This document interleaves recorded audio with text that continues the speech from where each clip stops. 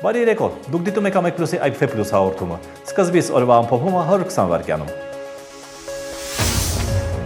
Զվարթնոց օդանավակայանի ուղևորային հին համալիրը վերանորոգելու համար անհրաժեշտ է $10 միլիոն։ Սակայն պետությունը նախընտրում է ոչ թե պահպանել հին կառույցը, այլ քանդել եւ նորը կառուցել, ասում է Ճարտարապետների միության նախագահ Մկրտիչ Մինասյանը եւ դիմելով կառավարությանը առաջարկում։ Զվարթնոց օդանավակայանի հին մասնաշենքի պահպանման եւ օգտագործման խնդրի լուծմանը ներգրավել նաեւ կառույցի հեղինակներին։ Եզդիների ցեղասպանությունը Մերձավոր Արևելքում շարունակվում է։ Մոտ 4000 երեխա եւ կին գտնվում են իսլամական պետության գրավված տարածքներում։ Եզդիների ազգային կոմիտե հասարակական կազմակերպության փոխնախագահ Սաշիկ Սուլթանյանը նշում է. Մարդիկ սնունդ եւ ջուր չունենալու պատճառով մինչեւ այսօր էլ մահանում են, այսինքն օրական 5-6 եզդի մահանում է փախստականների ճամբարում։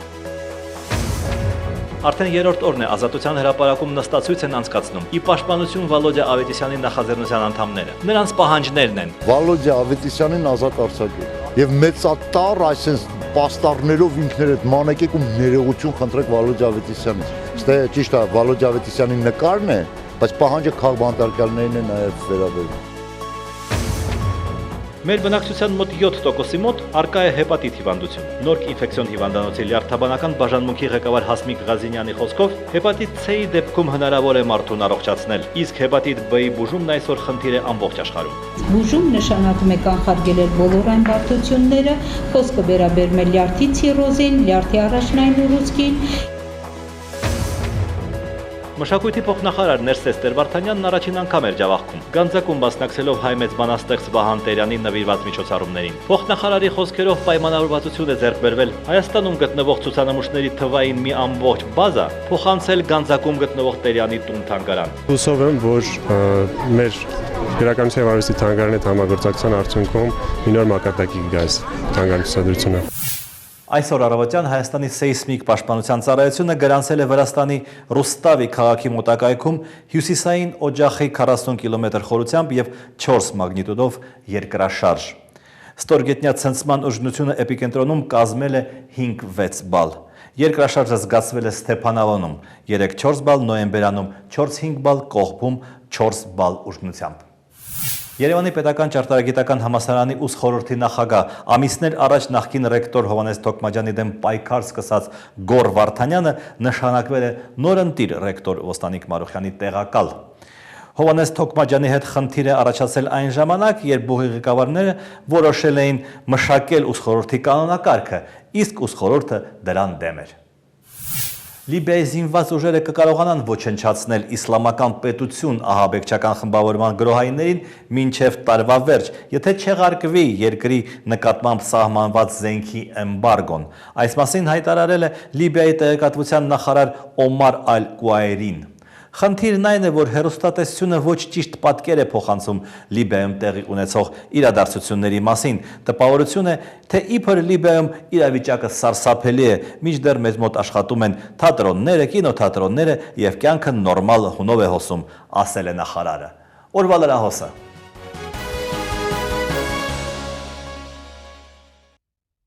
Ոտքի Հայաստան քաղաքացիական շարժման անդամներին ոստիկանությունն այսօր թույլ չտվեց էլեկտրաէներգիայի սակագնի բարձրացման որոշումը չեղյալ հայտարարելու պահանջով Հանրապետության հրապարակում անցկացնել 72-ժամյա նստածույց։ Այստեղ տեղակայված մեծ թվով ոստիկանները պատկազմելով արգելեցին իրականացնել նստածույցը։ Նստածույցը նախատեսված էր իրականացնել 3-ժամյա հերթափոխով, այն սկսելուց առաջ Երևանի փոխոստիկանապետ Վալերի Օսիպյանը հավաքվածներին զգուշացրեց, որ նստածույցը նախապես լիազորված չէ։ Այս Երևանի հրապարակի կենտրոնում ինձ բավականն է, որ արդեն ես եզրակացություն անեմ, ի սկզբանե ձեր գործողությունները անօրինական են։ Ի նշան բողոքի ակտիվիստները ոչ էլեկտրաէներգիայի թանկացմանը կոչերով սկսեցին Վազգեն Սարգսյան Նալբանդյա Խաչմերուկի հետիոտնային անցումով հետո առաջանել, գրավելով անցորդների ուշադրությունը։ Քաղաքացիների այս քայլը խոչընդոտվեց ոստիկանության կողմից, որից հետո շարժման մասնակիցներն ակցիան շարունակեցին հրապարակին հարակից փողոցներում։ Իդեպ էլեկտրաէներգիայի սակագնի բարձրացման դեմ պայքարող ոչ թալանի նախաձեռնությունը հրաժարվել է միանալ նստածույցին։ Սյունիքի մարզպետ Սուրիկ Խաչատրյանի որդու Տիգրան Խաչատրյանի նկատմամբ որպես խափանման միջոց Երևանի Արաբկիր եւ Քանաքեր-Զեյթուն վարչական շրջանների ընդհանուր իրավասության դատարանն այսօր ընտրեց երկամսյա կալանքը։ Սյունիքի մարզպետ Սուրիկ Խաչատրյանի որդին Տիգրան Խաչատրյանն այս գործով պարզապես զոհ է, համոզված է նրա պաշտպանը։ Ընդամենը մի հոգու, մի վկայի կամ տուժողի ցուցմունքով, որը 3 ամիս, չգիտես ինչի լռում էր, ոչինչ չէր ասում, հանկարծ հիշողությունը պայծառացավ եւ հիշեց, որ հենց Տիգրան Խաչատրյանն է իրեն հարվածել եւ աչքին վնաս պատճառել։ Պաշտպանը պնդում է, որ Տիգրան Խաչատրյանը եղել է դեպքի վայրում, սակայն որևէ մեկին ծանր մարմնական վնասվածք չի պատճառել։ Տիգրան Խաչատրյանին մեղադրանք է առաջադրվել Գորիսի Սթղեգյոլ կոչվող տարածքում մայիսի 2-ին տեղի ունեցած վիճաբանության ժամանակ Հարություն Զաքարյանի նկատմամբ բռնություն գործադրելու եւ առողջությանը ծանր մարմնական վնասվածք պատճառելու համար։ Հարություն Զաքարյանը ծեծից հետո կորցրել է աչքի տեսողությունը։ Ունենք այլ ապացույցներ, որ այդ նույն անձիկ դեպքից հետո Տիգրան Խաչատրյանին իր մարդկային ու ճիշտ վերաբերմունքի համար շնորհակալություն են հայտնել։ Ոնց եք կարծում։ Խաչատրյանը դեպքի վայրում եղել է։ Այո, Տիգրան Խաչատրյանը դեպքում եղել է։ Որոնք են։ Բաժանել է, կանխել է։ Վաղը լրանում է Տիգրան Խաչատրյանին ձերբակալելու 72 ժամը։ Փաստաբան Արմեն Մելքոնյանը նշում է, որ իրենք դատարանին ապացույցներ էին ներկայացնելու, որ Տիգրան Խաչատրյանը չի կատարել հանցագործությունը։ Բայց չգիտես ինչի, բոլորը շտապում են, որ մի օր շուտ անգամ այս միջնորդությունը քննարկեն։ Ինչի համար մեզ փաստորեն զրկում։ Ես չեմ կարող այս մի քանի ժամվա ընթացքում հասնեմ Գորիս եւ հետ վերադառնամ հանրաժեշտ փաստաթղթերով։ Պաշտպանական կողմը պատրաստվում է բողոքարկել կալանավորման որոշումը։ Ջավախքի Կարզախ գյուղը մինչ օրս չուներ հանրայդ համագյուղացու Գուսան Ջիվանիի տուն-թանգարան։ Ամեն տարի այստեղ անցկացվում են Ջիվանիի նվիրված միջոցառումներ, սակայն միայն այս տարի տեղի ունեցավ հանգանակություն նրա տունը որպես թանգարան ստեղծելու համար։ Դեռ 10 տարի առաջ տունը ձեռք էր բերել Գուսանի երևանաբնակ Ծոռը $2000 այն գնելով բարեկամուհուց։ Իմանալու պես ես մեքենան նստա ու ոնց որ խելակարված քշեցի եկա գյուղ։ Եկա ասի այ հողոպկին դու ես տունը ոնց կվաճառես, ասում եմ ինչ ունեմ ես վաճառել եմ։ Ինչը կվաճառես։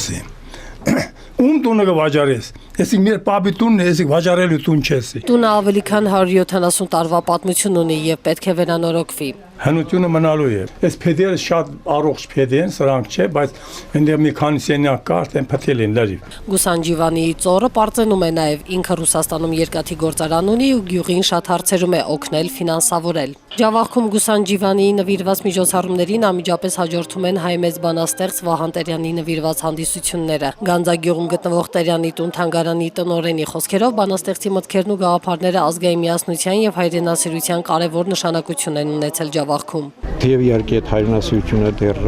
մի քիչ կարծես փրփուր վիճակում է, այսինքն ավելի շատ ուռա հայրենասիրություն է, քան թե լուրջ հայրենասիրություն։ Արդյոք Հայաստանից կա աջակցություն թանգարանին, պարոն Թանգյանի խոսքերով խոստումների պակաս երբեք չեն զգացել, սակայն գործնականում ոչինչ չի արվել։ Էդգար Ստեփանյանը անկախ Հայաստանի առաջին հեծանվորդն է, ով ոսկե մեդալ նվաճեց Եվրոպայի առաջնությունում։ Նա այդ հաջողության համար անչափ հպարտ է մեկ պատճառով։ Բոլորը ուրախ էին,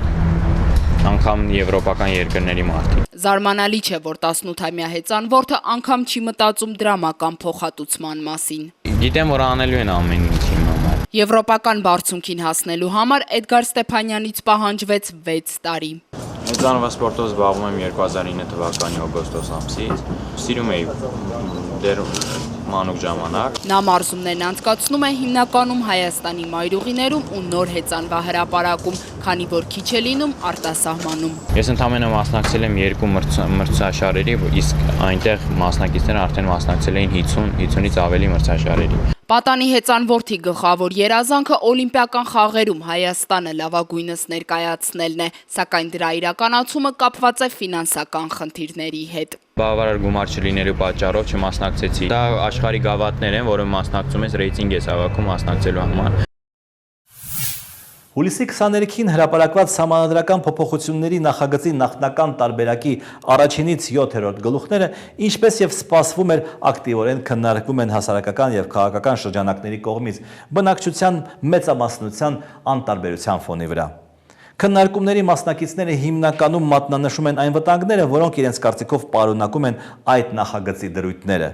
Ընդհանուր առմամբ process-ը կարծես թե առողջ է։ Օրվա գլխավոր թեման։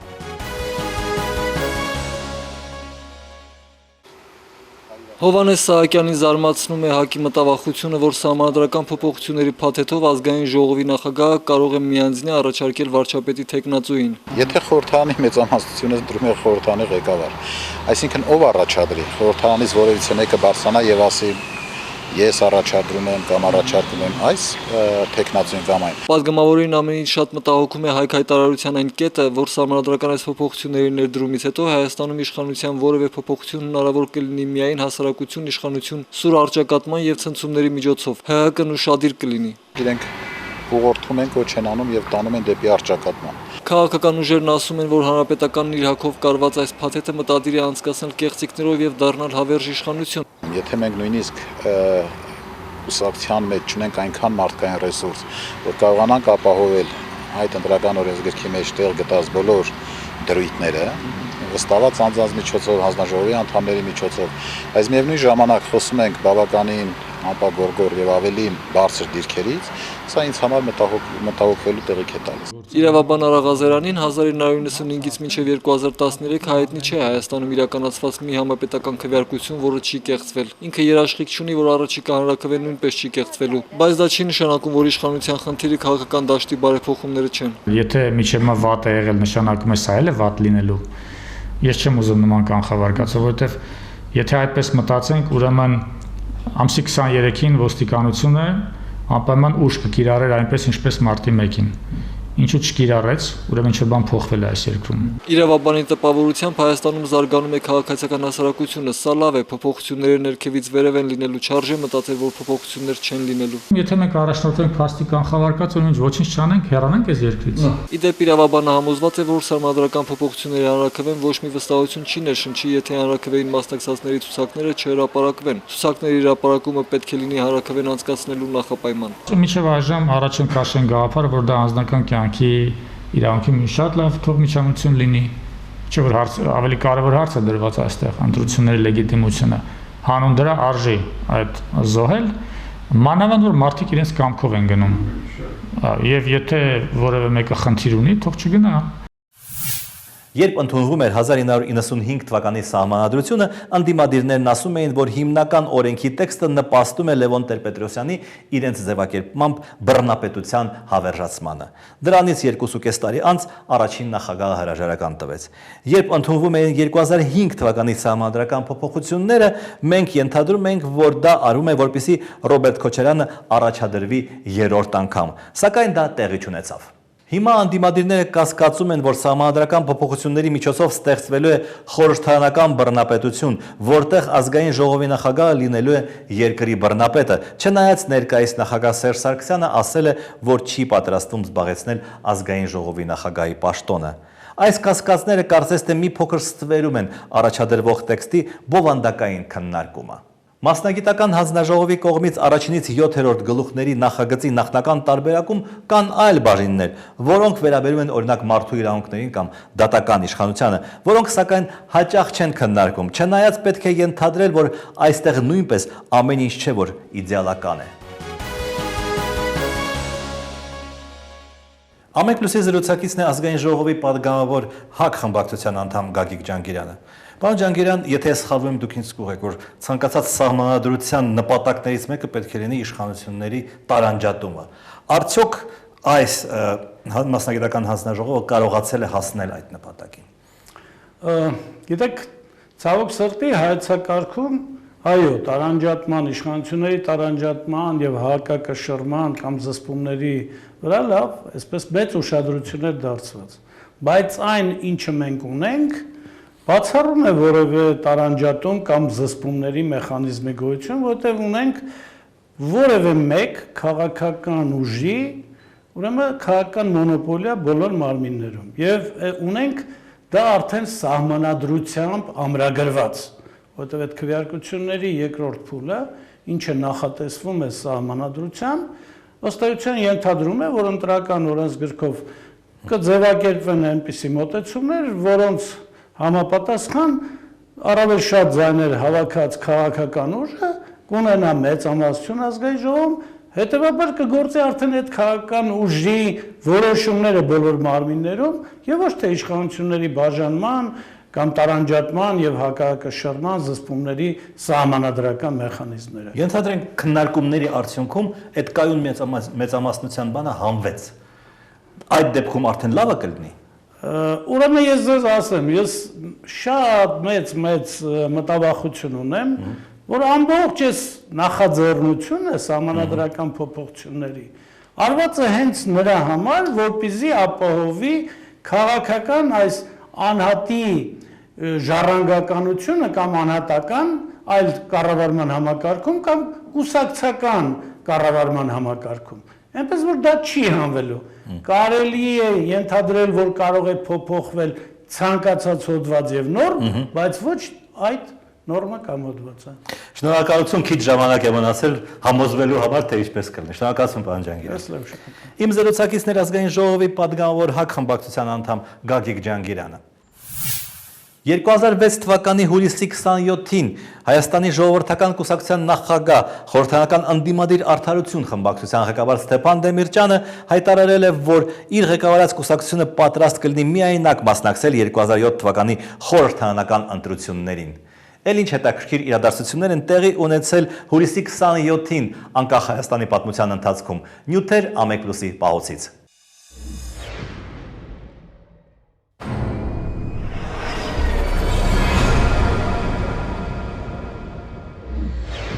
1995-ի այսօրը գումարվեց ազգային ժողովի առաջին գումարման առաջին նիստը, խորհրդարաններ անցել 190 մարդ, սակայն առաջին նիստին մասնակցում էր 154 падգամավոր։ Խորհրդարանում ներկայացված էին Հայաստանի բոլոր ազդեցիկ քաղաքական ուժերը դաշնակցությունից բացի։ Վերջինիս գործունեությունը կես տարի առաջ կասեցրել էր նախագահ Լևոն Տեր-Պետրոսյանը դրո ահաբեկչական կառույցի հետ կուսակցությանը վերագրվող կապի պատճառով։ Խորհրդարանի նախագահ է ընտրվում Տեր-Պետրոսյանի կողմնակից Բաբկեն Արարքցյանը։ Главнейшей задачей Национального собрания будет заключаться в том, чтобы привести в соответствие Конституцию Армении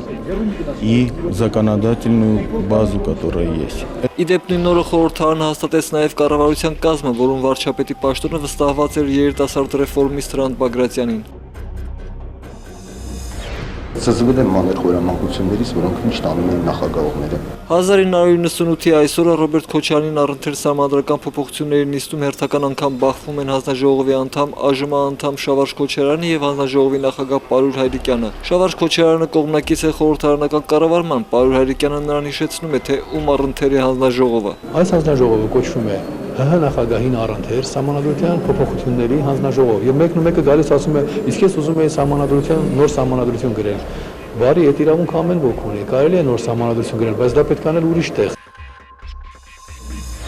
1999-ի այսօրը ֆիլհարմոնիկ մեծ համերգասրահի շենքի դիմաց կանգնեցվեց Արամ Խաչատրյանի բրոնզե արձանը։ Այս աշխատանքը դեռ 1979-ին էր հաղթել կոմպոզիտորին նվիրված արձանների մրցույթում, սակայն փողի բացակայության պատճառով մինչև վերջերս քանդակը չէր դառնում արձան։ Դարձավ եւ տեղիք տվեց դժգոհությունների, ոմանք ասում էին, որ սա Արամ Խաչատրյանը չէ, մյուսներն ասում էին, դա արձանի տեղ չէ։ Նա երաժշտության ռիթմն ուզեցել արտահայտել։ Բյուջեում տարբեր տվյալներով 13-ից 20 միլիարդ դրամի ճեղքված կա եւ խորհրդարանի ֆինանսավարկային եւ բյուջետային հանձնաժողովի նախագահը 1999-ի հուլիսի 27-ին ասում է, որ կառավարությունն առաջարկում է ճեղքվածքը փակել ծխախոտի եւ բենզինի ակցիզային հարկի բարձրացումով։ Կառավարությունը կկրճատի այդ ոլորտների գերշահույթը եւ կկարողանա թոշակ վճարել։ Մեր նման երկիրը, երբ որ ամեն մի թոշակառուին 3000 դրամ ենք տալիս եւ ամեն մի 1000 դրամը հաշիվ է, անթույլատրել է, որ որոշ քանակ, ասենք 5% կամ 6% մարդիկ կերշահույթ ստանան հենց այդ չքավոր, ասենք ասենք, խավից։ Փողոցային առևտուրը փակելու մասին քաղաքապետարանի հրամանը շարունակում է փողոց դուրս բերել ապրուստի միջոցից զրկված առևտրականներին։ Նրանք արդեն փողոց են փակում։ Մեղքը չենք ասեք մայր ենք, քույր ենք, կին ենք։ Հետո կանայք գրովում են քաղաքապետարանի պաշտոնյայի վրա, որը չի զլանում ընդունել մարտահրավերը։ Իմ մազերից բռնեց, խնդրեմ, սա էլ իմ մազերը։ Ձերս ճանգրելա, ոտս նայեք, հացիներով ոնց է խփել իմ ոտին։ Այսօրը Ամերիկայից Երևան է վերադառնում պաշտպանության նախարար Սերժ Սարգսյանը, օդանավակայանում նա լրագրողներին ասում է, որ հայ-ամերիկյան ռազմական հարաբերություններին խանգարում է ԱՄՆ կոնգրեսի 907 բանաձևը, որն Ադրբեջանի դեմ է, սակայն քաղաքական առումով խոչընդոտում է հայ-ամերիկյան ռազմական հարաբերություններին։ Հայ-ամերիկյան ռազմական համագործակցություն նույնիսկ դեռևս չի սկսել,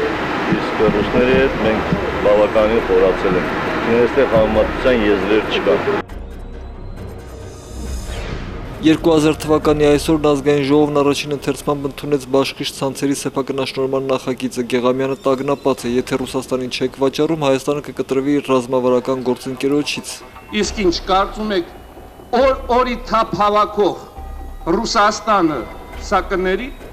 ամենևին։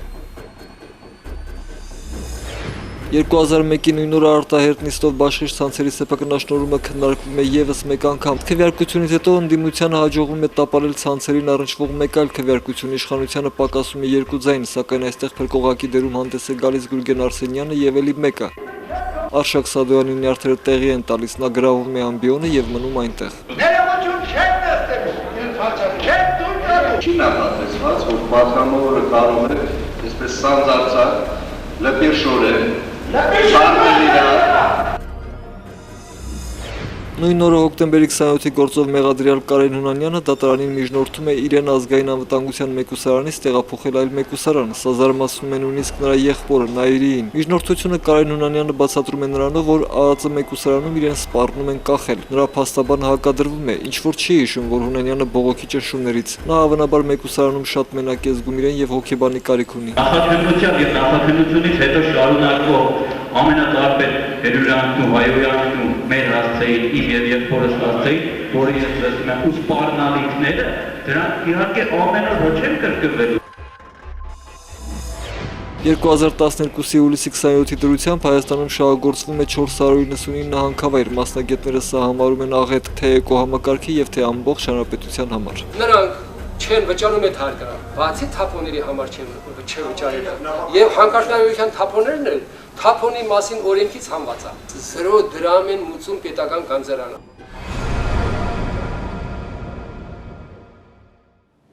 Աղանդների դեմ պայքարող հասարակական գործիչ Ալեքսանդր Ամարյանի տվյալներով աղանդավորները կազմակերպում են ամառային ճամբարներ, որտեղ զբաղվում են երեխաների եւ պատանիների սեռական դաստիարակությամբ։ Պետք է ասել, որ այդ դաստիարակությամբ զբաղվում էին նաեւ խորհրդային պիոներական ճամբարներում։ Դիտեք նաեւ մեր վերջին խոսքը, իսկ ես ձեզ հրաժեշտ եմ տալիս։ Մենք կհանդիպենք վաղը։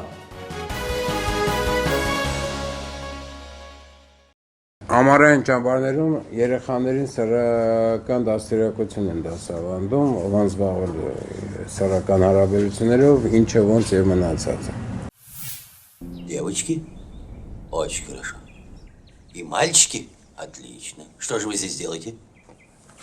Картишки думаете. Кинодрачка. Сегодня подкидной, завтра азартные игры. Отвлечение от созидательного труда. Понятно говорю? Понятно.